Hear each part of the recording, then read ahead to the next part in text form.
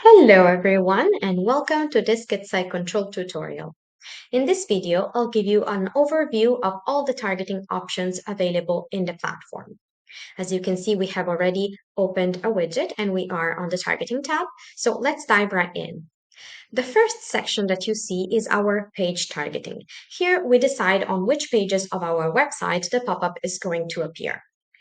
By default, the pop-up appears on every page of the website because at the end of the URL, we have this star here that is a wildcard and it means anything goes here. By the way, you're going to see your own website URL here.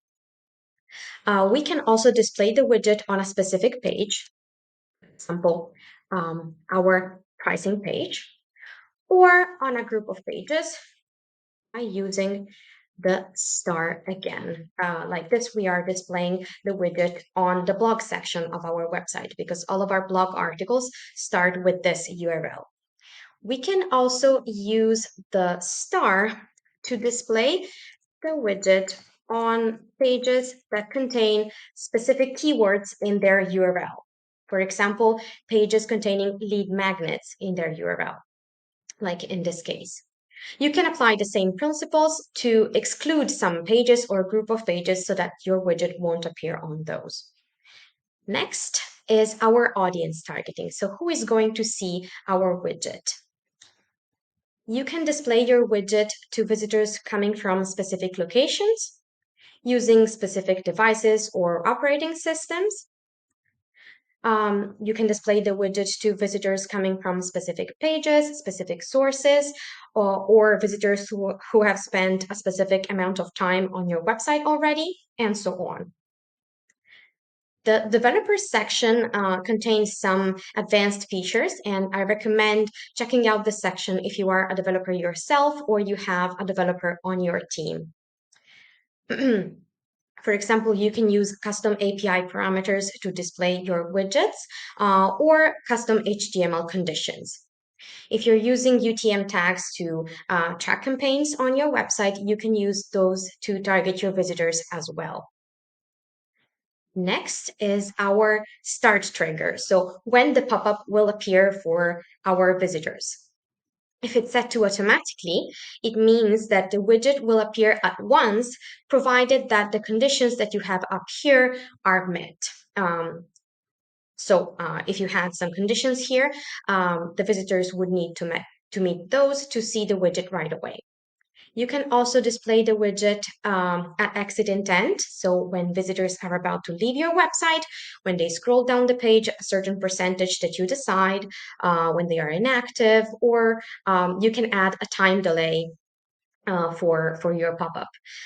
Time on page would count the time spent on the specific page. Time on website would count the time spent on your website as a whole. All right, hide widget. When hide widget is set to automatically, so the default settings, it means that if I am a visitor on your website and I meet the conditions to see your pop-up, for example, you have a 30% scroll trigger and I scroll to 30% of the page, I will see your pop-up. But then if something changes and I don't meet those conditions anymore, for example, I scroll up the page and I'm not at the 30% mark anymore, the pop-up will disappear on its own without me having to click on the X button to make it disappear. You can also hide a widget after a certain time or when people scroll down. Stop displaying widget is about when the pop-up will stop appearing for the same visitor. So by default, it's set for 1 day after the user closed it, so that it doesn't keep appearing for the same visitor if they have dismissed it already.